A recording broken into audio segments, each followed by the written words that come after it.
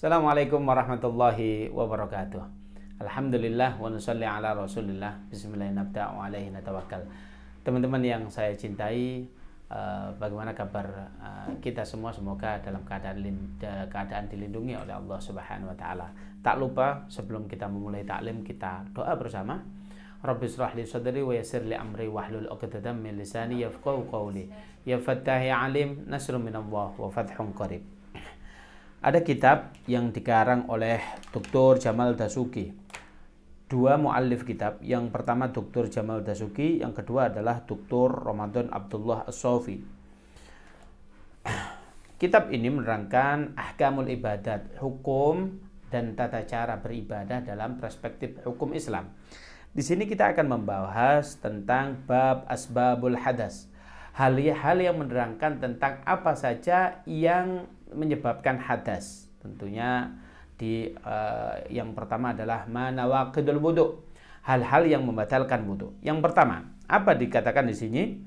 Awalan, khuruju syai' min ahadas sabilaini qabilan kana au duburan.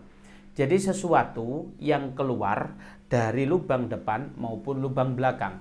Hal ini bisa kita pahami, segala sesuatu yang keluar dari lubang ini maka itu menjadikan batal.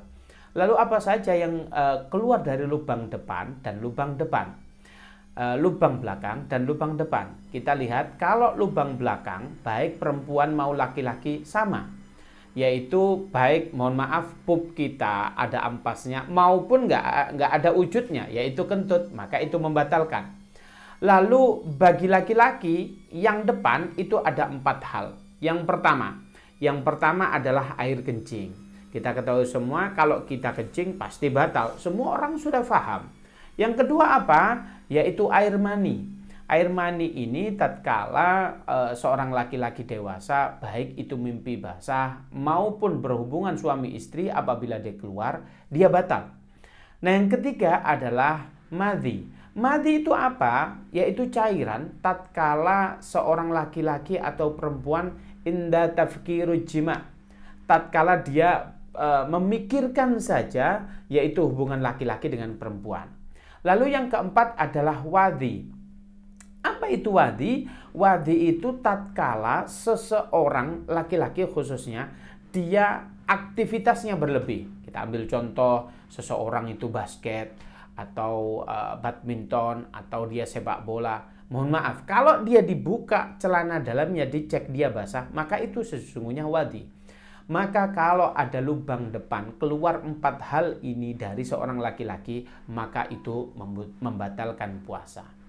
Tapi yang kedua, lalu hal apa yang membatalkan bagi seorang perempuan dari lubang depannya? Banyak hal. Yang pertama adalah yasilu damul haid, yaitu mengalirnya darah haid, itu batal jelas itu. Yang kedua apa? Ada namanya nifas, ada istihadah, ada cairan-cairan yang lain, maka kalau itu keluar maka itu membatalkan.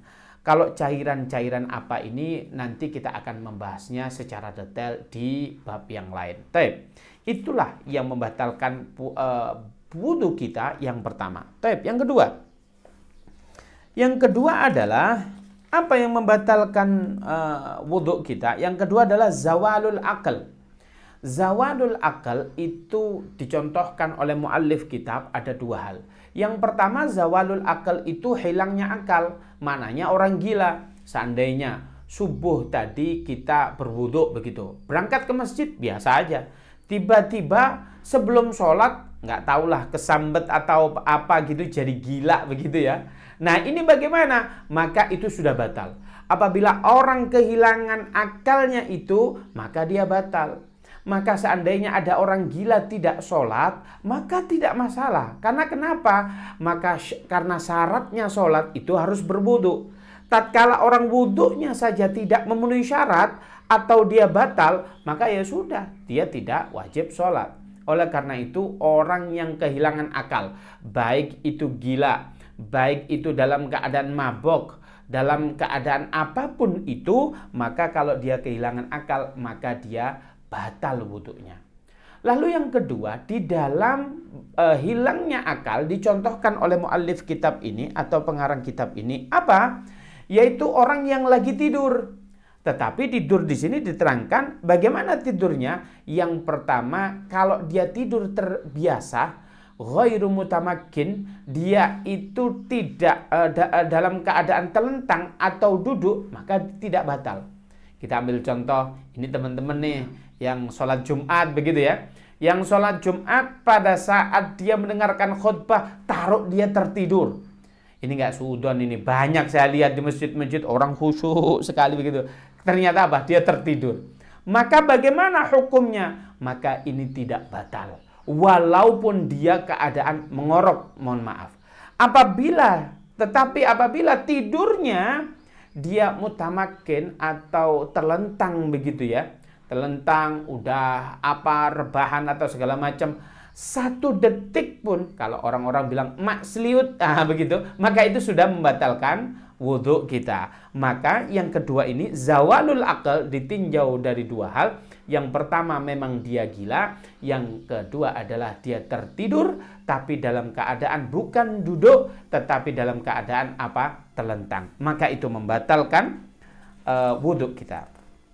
Teman-teman, lalu apa sih yang ketiga yang membatalkan puasa? Yang membatalkan wudhu. Yang ketiga adalah iltiqa bisyartir rijal wal mar'ah.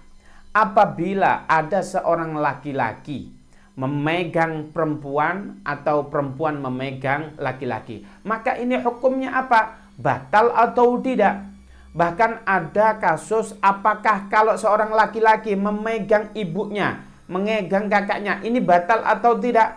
Ada kasus lagi, apakah kalau ada seorang laki-laki menyentuh istrinya sendiri, ini batal atau tidak? Setidaknya ini ada 4 pendapat. Kita ketahui bersama bahwasanya 4 mazhab atau 4 imam yang dipilih oleh ulama pada saat itu, maka imam tersebut memutuskan ada 4 pendapat. Perbedaan ini tidak menjadikan mereka tidak bersatu, melainkan ini menjadikan sebuah rukhsah di setiap keadaan. Apa itu rukhsah? Keringanan, beda-beda keadaan. Yang pertama, Imam Hanafi mengatakan itu batal. Imam Hanafi dikatakan di sini tidak batal. Memegang perempuan ajnabi, walaupun dia menyentuh biasa maupun dengan nafsu, ini tidak batal. Kemudian apa? Imam Maliki menyentuh perempuan, dia tidak batal. Tetapi kalau dengan nafsu itu batal. Ustadz, saya ini megang istri saya, tidak nafsu kok. Gimana? Ya tidak batal. Tapi kalau megang istri tetangga, nafsu ini gimana? Ini lain cerita, tidak boleh itu. Maka itu batal. Siapapun yang kita pegang, kalau dengan nafsu, maka itu batal.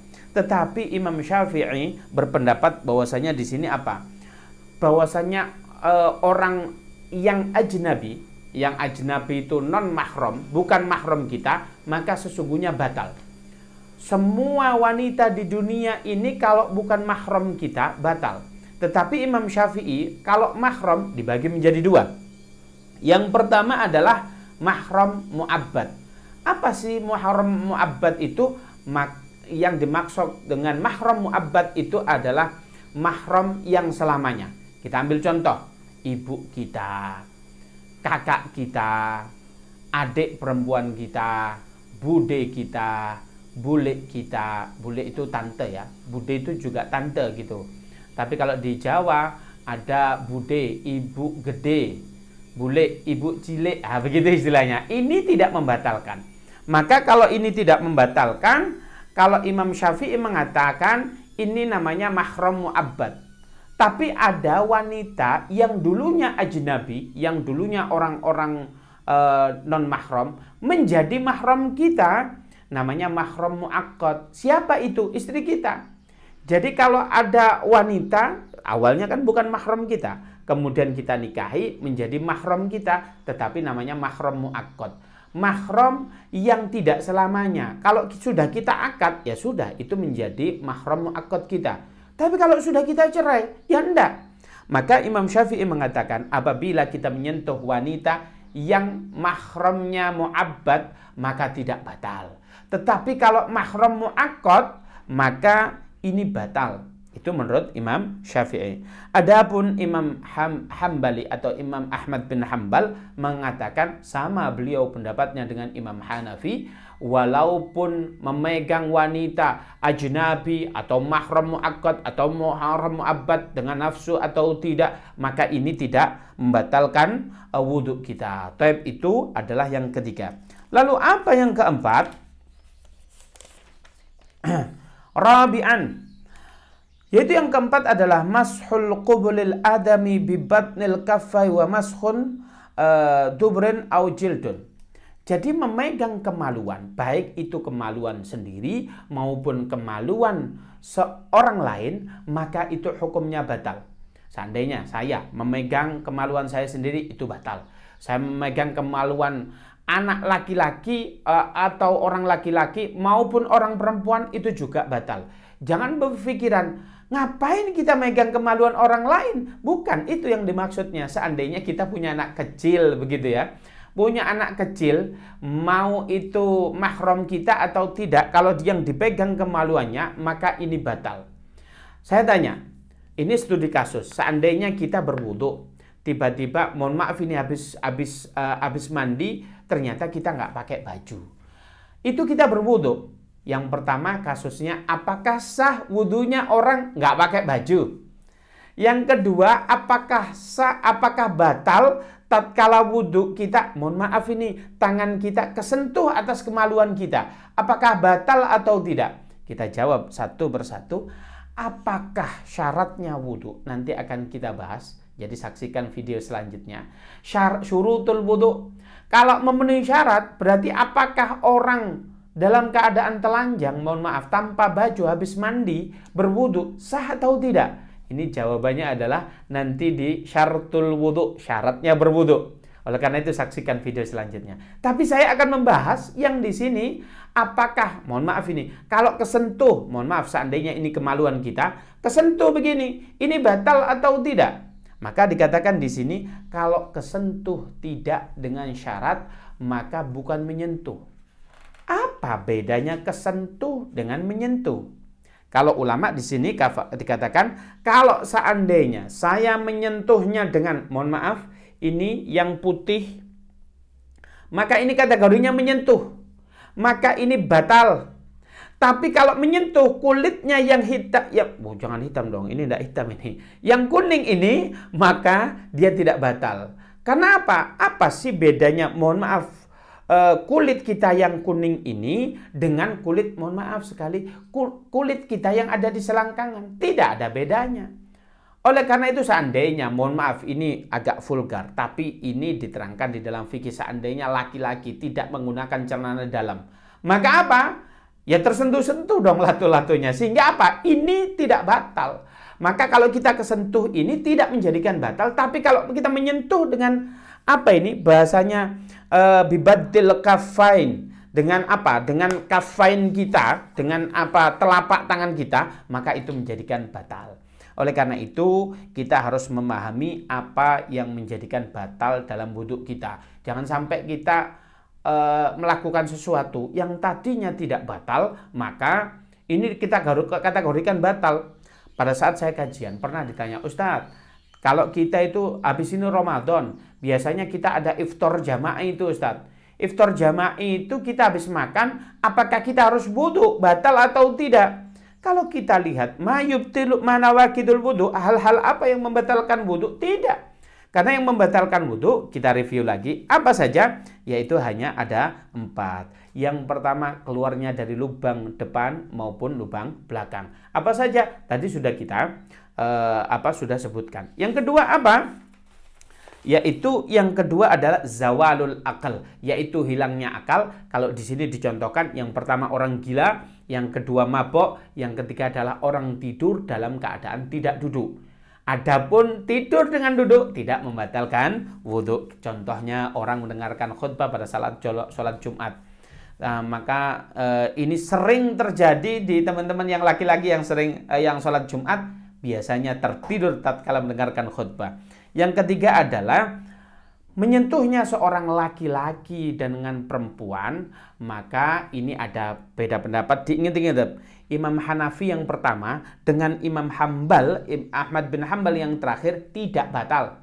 Kalau Imam Maliki batal kalau dengan syahwat, kalau Imam Syafi'i kalau ajnabi batal, orang lain itu batal. Kalau mahramnya mu'abbad tidak batal, kalau mahram mu'aqqadnya itu menjadikan batal. Lalu yang keempat adalah memegang kemaluan kita, maka itu jadi batal. Ya kan? Memegang bukan menyentuh. Maka hal-hal itu yang membatalkan wudhu kita. Oleh karena itu kita harus memahami kalau kita melakukan sesuatu ini batal apa enggak ya, maka kita kembalikan keempat hal ini. Taib. Alladzi yajibul wudhu. Yang kedua, ini nanti bisa di-cut ya Mel. Berapa menit? 15. Oke, di pause dulu biar enak.